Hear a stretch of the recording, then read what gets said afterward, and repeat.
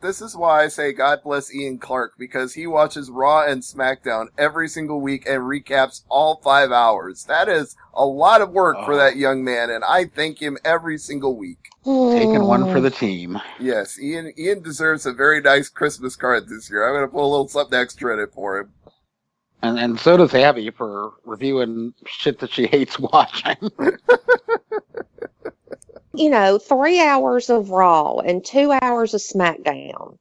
And then you had Tribute to the Troops. And then you had NXT. And 205 Live. Well, and now, it's Roadblock this week. And it's like, my God, when is enough enough? Well, that's why the overabundance of WWE programming was itself a turducken nominee this year. Because we all agree it's too fucking much. And then Triple H saying in Newsweek today, oh, well, you don't have to watch all of it. Well, some of us do, you asshole. Us, the people that write about it, that you hate so damn much, dirt sheet writers that we are, we have to watch it because that's part of our job. That's what we do. What's funny is you say he hates them all so much, and yet every time there's an NXT conference call, it's like he's kissing Mike Johnson's ass live on the air. And I'm not saying anything bad about Mike. I'm just saying he loves them until he doesn't love them. Whenever there's a conference call, he loves everybody. Yeah, I mean, he loves the positive kiss your ass stuff, but once you get critical of anything WWE does, then it's like, oh my God, let's pile on and start bitching and complaining. See, I didn't know that PW Insider was kissing Triple H's ass, but maybe they are. I don't know. Who the hell knows anymore? I guess. You got Meltzer all webbed up with Flow Slam. You've got, I don't know anymore who's kissing whose ass and who's in bed with who. All right, well, let's figure out what we want to say about Roadblock then, because I'm not going to figure out who's kissing whose ass. I'm just going to leave that one alone. And it's actually the second Roadblock. I hope my fellow Pittsburghers give this just the crickets that it deserves. I hope the live crowd is just completely dead for this, because it looks like it's gonna suck. The weird thing to me is this is the second Roadblock of the year. We already had one in March. That's why they have to call this end of the line, because apparently they ran out of names for pay-per-views. Yeah, it's not like what the hell else were they going to call it? And they couldn't use like Halloween Havoc or Starcade or anything. They could have called it Heretical Doctrine, the pay-per-view. Heretical Doctrine. A Foreign Road. Just call it that. Even that would work better. Monster WWE, a foreign... There you go, Monster Mornings. Have a 10 a.m. pay-per-view. Yeah, we've got better ideas than they do. End of the line. I mean, it is the end of the line, because it's the end of my patience with WWE having 2 pay-per-views every month. So what's the card again? I don't even really know what the card is. On the pre-show, we've got Mama Cass taking on Rusev. I mean, Big Cass taking on Rusev. I was about to say... There's Rusev on a pre-show. And why are we getting Google Chrome translations again? Mama Cass? Okay. Because fuck you, that's why. Oh, yeah. I think Rusev will squash him. I don't see any point to this other than that. I don't know. Vince likes them big guys. I swear if Cass goes over Rusev, I will throw my hands up in the air and turn Roadblock off.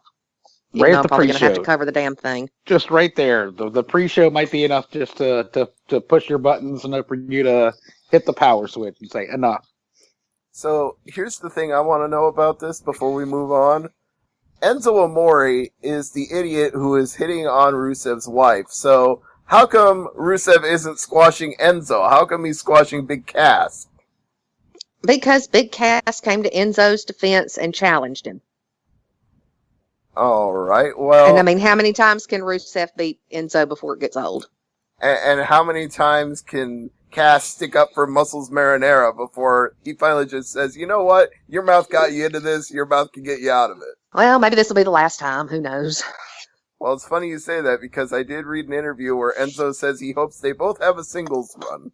Enzo is not a good enough wrestler to have a singles run. Well, he's a little delusional, but that's okay. I think we all knew he was a little bit delusional. That's exactly what I meant. So, let's move on with the rest of this card. We have the now longest reigning tag team champions in WWE history, The New Day, versus Cesaro and Sheamus. And Cesaro and Sheamus are probably going to win because the record has been broken, so why do we need them to hold the titles anymore? That point has been made. Yeah, they got a book coming out, though. Oh, yes, the Booty Book, or the Book of Booty, whatever it's called. Yeah, the self-help New Day book. I'm like, are you this has got to be a joke, right? It's not a joke. No. In fact, I believe they said in the description of the book they would define the meaning of the word booty. These little obnoxious shits better just lose tonight because it is time for a new day. Yeah. Not that new day, but an actual real new day. A new day. A new day in the tag team division. Or as I said to somebody on Twitter, it's not even that I think they're bozos or I hate them. It's just the act is stale and they either need new opponents or they need to be on a different show. Or just split them up already. It's run its course. Get off the goddamn bootios already and just give them something new. It's like they were good when they were doing different things every week, but when they do the same thing week in and week out, it gets old. And I know this is so 2012, but please just die in a fire, all four of you, all five of you, with the three-word rule. It's like I don't care about any There's of you only guys. three of them. I think I was talking about Cesaro and Sheamus too. Oh, okay. No, we don't want to kill. We don't want to kill Cesaro. Hell no. I mean, I we know don't. Cesaro's an indie darling and all, and he's got the big swing and whatnot, but don't team with Sheamus. Just don't. I don't know. For that matter, don't team with Jack Gallagher either. One of the few things that I actually think has kind of sort of worked in the last couple of months, and believe me, I shit on this idea when they did it, when they had the best of 7 go to a draw, but Cesaro and Sheamus as the odd couple that don't like each other but try to show each other up and keep winning because they keep trying to outdo each other, I've actually kind of enjoyed that. Now, I'd actually mark out if they could get the rights to the Odd Couples theme song and use that as their ring entrance music. That I could get behind. Exactly. Why not? Why not? Lawyer up. You got the money, WWE. You can afford it. So, do we all agree Cesaro and Sheamus wins, or not? I'm going with New Day. Abby? I'm hoping they win, but something just tells me they're not going to. Well, I'm going to hold out hope that they do because, like you said, we need a New Day. And the New Day need to lose, and we can get them reset in some way, shape, or form. We move on from that to the match that apparently, if he didn't get, he was going to get traded to SmackDown because he was fed up with not getting it. But be careful what you wish for, Sammy, because now you got Brawny the Strowman. God, poor He has to Sammy. last 10 minutes. Right. Apparently he can win just by getting his ass kicked for 10 minutes. Because if he goes 10 minutes and 1 second, he won. Which is interesting. It's interesting because in a way it protects Strowman. That way Strowman doesn't have to completely squash Zayn, and both men can come out looking strong if Zayn takes just an absolute pummeling for 10 minutes but doesn't technically lose. But isn't this the sort of wishy-washy WWE booking that we complain about, where they're so busy protecting everybody in the match that nobody actually gets over in the match? It depends on how the match goes. Like I said, if Zayn just takes an absolute ass kicking and pounding for 10 minutes, it's like if you think of what was it Jeff Hardy did against The Undertaker, where he just kept getting up and getting up and getting up, something akin to that. Well, that worked. Yeah, but Braun Strowman's no Undertaker. That's exactly what I was going to say. That worked because Undertaker kept selling it. Every time Jeff Hardy would get up, Undertaker would have a bigger reaction to it. I don't think Braun Strowman can convey that kind of emotion. Maybe. And since once again, this Strowman is another one of Vince's wet dreams, I don't know that Sammy stands much of a chance. I think he's more likely the sacrificial lamb. I hate to agree, but I agree. I think Sammy is getting fed to the wolves here. I'm going to say Sammy lasts the 10 minutes and then just gets destroyed. That I could see happening too. I could see him pulling out the miracle win and surviving 10 minutes and then just getting completely killed. Yep, that's how I see it going. Well, but I think they're more invested in protecting Strowman than doing anything with Sammy. Definitely agree with that. So moving on. Because that's kind of been the case for everybody coming up from NXT except Balor. Yeah. And even they let Seth basically kill him. So, Yeah. All right, so from there we move on to Rich Swann defending the Cruiserweight title against TJ Perkins and the Brian Kendrick. And Abby's already scoffing. I just hate TJ Perkins. I can't stand him. Well, He's got, like once on we my agree on a list. wrestler that we hate. This is awesome. I've never hated TJ though, so I don't agree. I don't like him for a lot of the things he said before he came into WWE and the way he acted, and I just don't like him in WWE. He doesn't seem to be a really good fit. Charisma at all. Thank you. He's got the charisma of like a water chestnut. I mean, the dude has like this video game theme entrance, and that's it. It's like he doesn't have facial expressions. He doesn't have charisma. He's not good on the microphone. He can't talk. Yeah, it's just. What did they see in him making him the inaugural champion when you had Gran Metalik, Because he would sign with them immediately. I thought Metalik did too. No, he still had stuff in Mexico he had to clean up. He had dates. And besides which, if there was really any justice in the world, then Kota Ibushi would have won the whole damn thing. Ibushi is Sabre more... Jr. Well, Ibushi is more concerned with wrestling blow-up dolls and riding bicycles and DDT. And Zach is like, I'm not selling my soul to you. And I think Ibushi's basically the same way. I got other things I want to do. You're not the be-all, end-all. I know. And where the hell is TJP going to go? I mean, he already got fired from TNA. That's pretty much scraping the bottom of the barrel right there. Mm-hmm. All right, well, do we think that Rich Swann is retaining in this match then? I hope so. I do too. They need to give this whole division some kind of stability. Yeah, there's been too many title changes. It needs to stay on one person for a while. And to Rich give it Swann some legitimacy. Has that charisma, and he's got the crowd behind him, and he's the perfect champion that the Cruiserweight division needs right now. Although I liked Kendrick. This does remind me of something that Abby missed out on from our turducken. One of the things that Doug nominated was the branding of everything in WWE, like the outlandish Rich Swann and the underdog from the underground, Sami Zayn. And, exactly. That was Doug's reaction to it was, the stupid branding needs to end. I mean, why can't they just be themselves? Yeah, why does Rich Swann have to be outlandish? I mean, he already is without you having to tell us that he is. What does he do that's so outlandish other than dance? That's just entertainment. Well, he's got that, I guess that they couldn't double call bounce him 450 splash thing he does.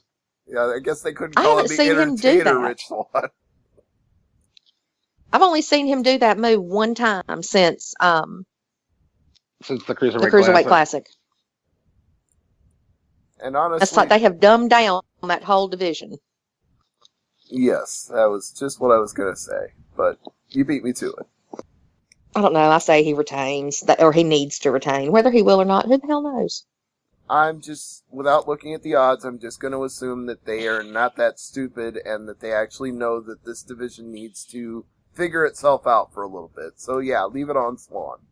What's next? Oh, I don't know if Jason gave his pick. Yeah, I'm going with Rich Swann. All right, well, the next is, I'm just going to go ahead and call it the Iron Woman match, even though nobody else will. I will call it that, whether WWE does or not. Okay, well, good. Then two of us call it that. Iron Woman match between Sasha Banks and Charlotte over the span of 30 minutes. God, let this be the last of this. Please. Let it be the end of it. Not even close, Abby. We got 6 weeks till the Royal Rumble. They're going to keep going. Do they not? I mean, honestly, this is a serious question. Does WWE not realize what they're doing by all of these history-making matches between Sasha and Charlotte? There's like nothing else for anybody else to do. They do, nothing. And they don't care. They don't care that Bayley is not getting anywhere. They don't care that Nia Jax is not getting anywhere. They don't care about any of that. They just want everything to be about Charlotte and Sasha. They don't care. Yeah, but and then you look at SmackDown, it's like all of the women have something to do. All of them. Mm-hmm. And on Raw, you've got Nia Jax is nowhere to be found.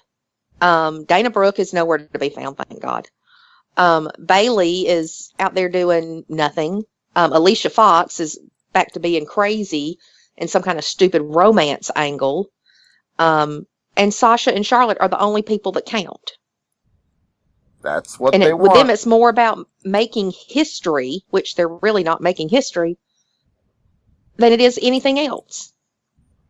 It's And they're dumb. rushing to do all this, and it's like, okay, well, what do we do when it's done? Fans aren't going to want to see Charlotte in just a regular match after this. They're not going to want to see Sasha in just a regular match after this. My biggest problem with it was that the end of the feud should have already happened. Hell in a Cell should have been the logical point where you end a feud and it kept going from there. Mm-hmm.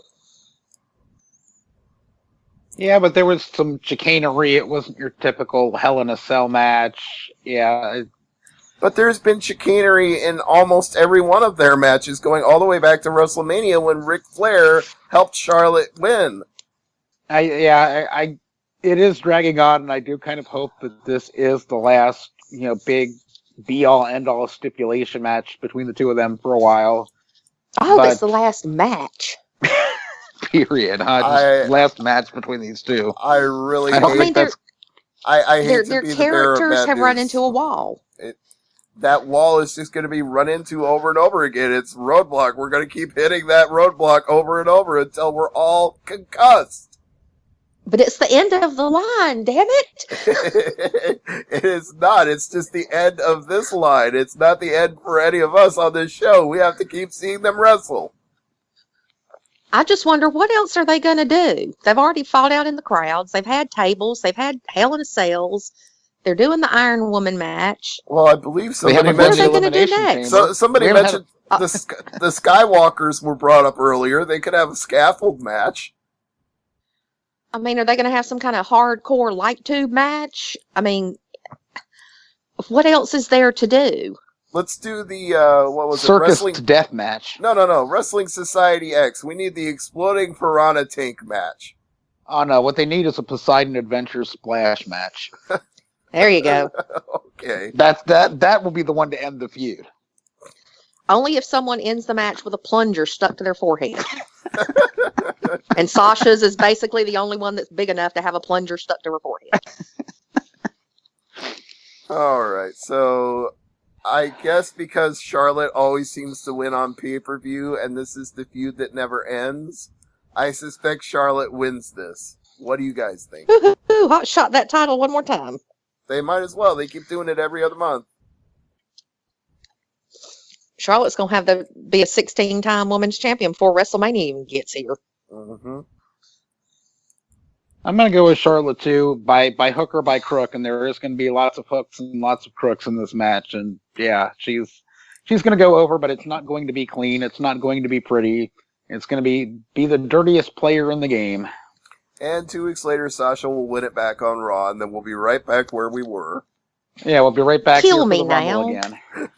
Sorry. I really hate to say it. I know this is what they're doing. I've just accepted it. Just kill me now. That's my thought on this match. All right. I love that the women get time, but not like this. Not at the expense of everybody else. And that was, I think... And themselves, too. Yeah, and Cindy made this point in an editorial here on the website. Like, it's not because we don't like Charlotte and Sasha, it's just because there's room for everybody else and they're not getting that room. That's all there is to it. So we move on to Chris Jericho and Seth Rollins. Nothing on the line as far as I know, just a singles match for fuck of it. The right to click a pen. Maybe that's it.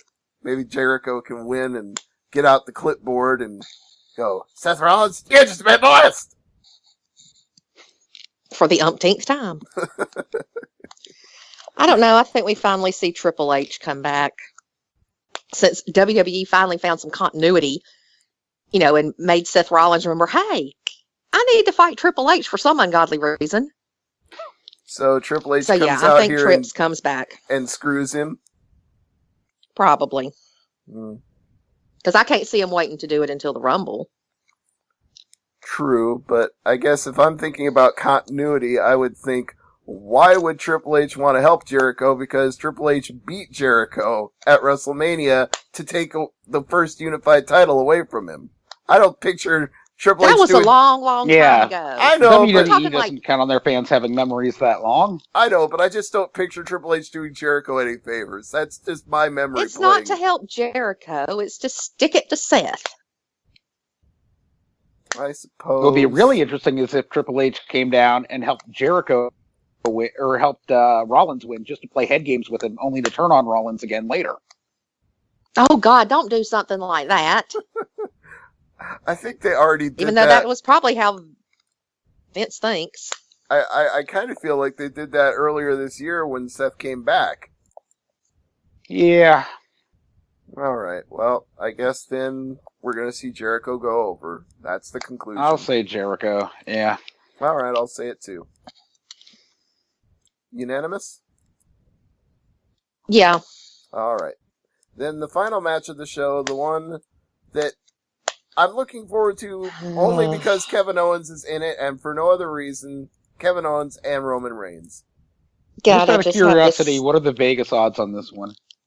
You know what? I'll find out. But while I find out, Abby can go ahead and give her 2 cents. I just have a feeling that the rumors that have been swirling around are true, and they're going to put the damn title on Reigns.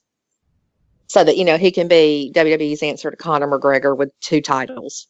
I've got that sneaking suspicion, too. And if the fans don't hate him enough already, they're really going to hate him Sunday night. They will need to turn him heel. Revolt. There will be no coming back for him if he wins Sunday night. There will be no next face that runs the place. There will be no rebuilding or rebranding him. I'm not a bad guy. I'm just the guy. He will not ever get cheered if he wins Sunday night. Well, my usual source for Vegas odds doesn't have the odds up for Roadblock, so I'm going to have to do a little more digging. Isn't it like Bet Wrestling? Isn't that one of the sites? I usually go to 5 Dimes. I think Bet Wrestling is one. They normally have them up by now. All right. At least they normally have them up on Fridays because that's when I post them. All right. Well, I'm going to go. That's when the early odds. I'm going to go there next. But, Jason, why don't you give your prediction while I do that? Sadly, I think Roman Reigns is winning this one. I can see Vince doing another "fuck you." That's why. Okay. Oh, forget that. They don't even have it up. They just have a generic placeholder page. That's no good. So it's still too soon for this to be on the books in Vegas yet. Even though it's on Sunday, no, apparently. it's not too soon. Okay, this is a challenge. Who can actually find the odds for this stupid pay-per-view first? Let's race. Let's figure out who can get it. We're all just running around trying to do this. Now I'm getting odds for SummerSlam, so my search results are not helping. Betting Pro doesn't have it. That's predictions. Such a bad pay-per-view, nobody cares. Pretty much. That might literally be the case. Such a shitty pay-per-view, we're not even going to put a lineup on it. You know it's a bad show when Vegas says, yeah, just hold on to your money. I don't think we're going to be able to find anything. Yeah, I'm drawing a blank on one Google search after another. And your usual sources don't have it. No? I feel like I'll have to go back into the show and edit in some music so people have something to listen to while we're doing this. Edit in the Benny Hill music bomb. Or maybe the Final Jeopardy music.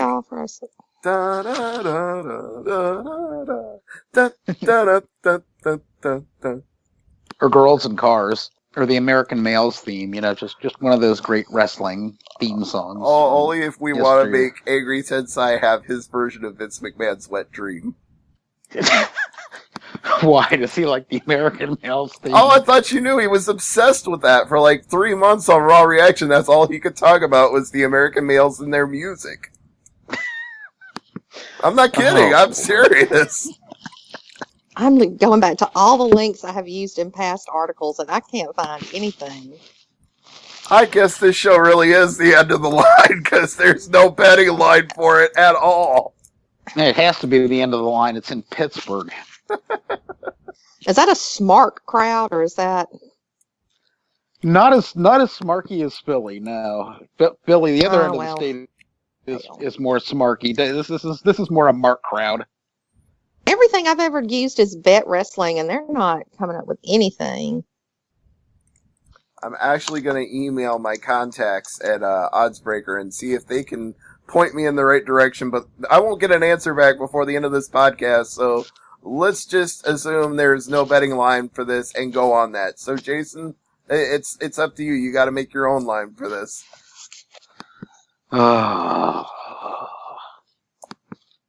Yeah, I'll give what is how do the odds work? I'll do Roman Reigns minus 110.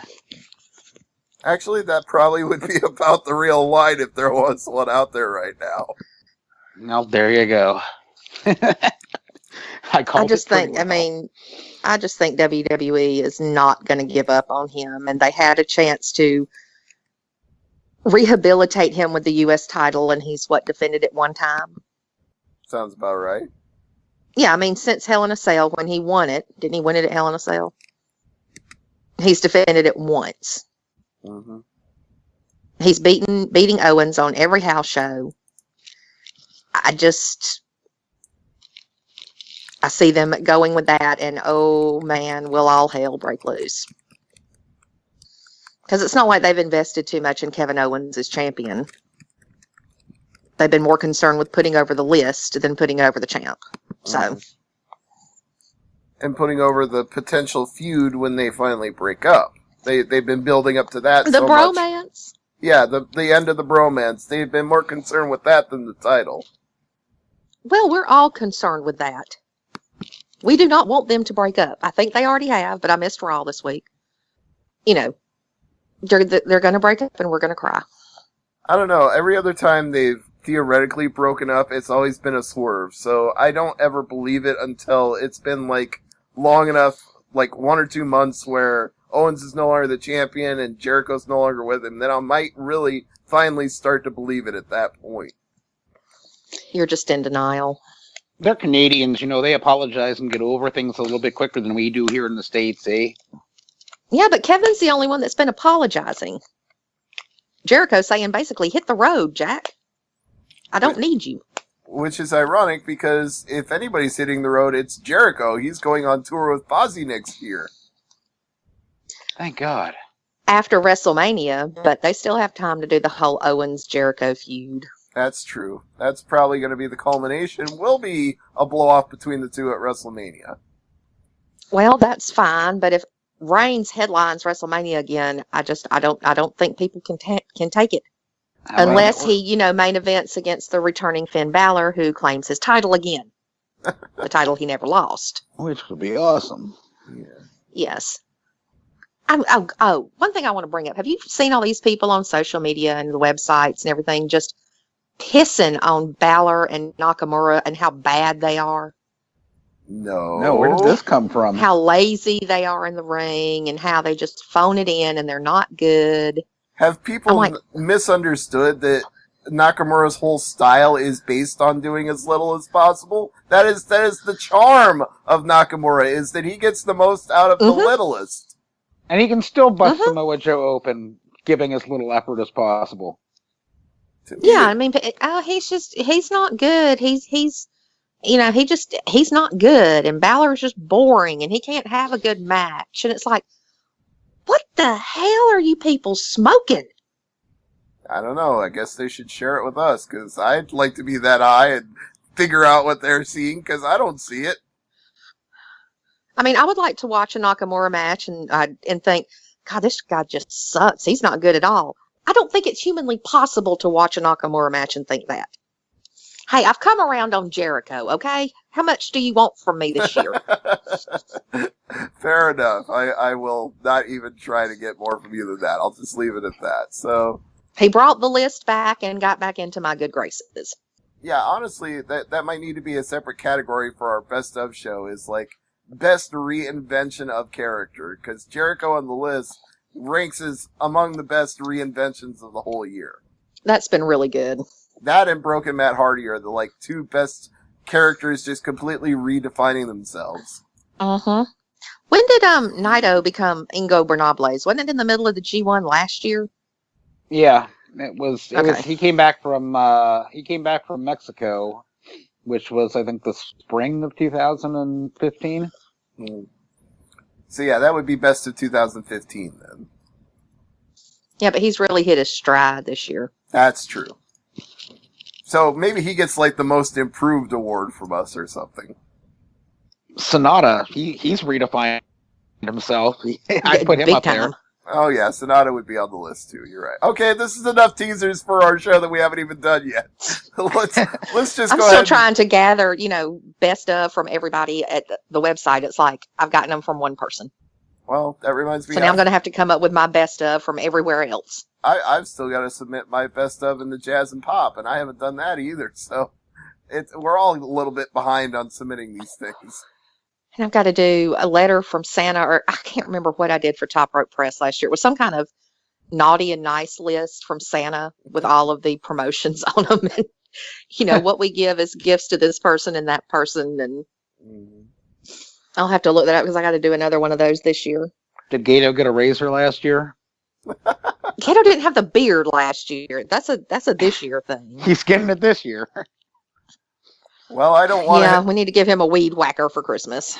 Or a goat. I don't want a hippopotamus for Christmas. I want a purple robe and laser fingers.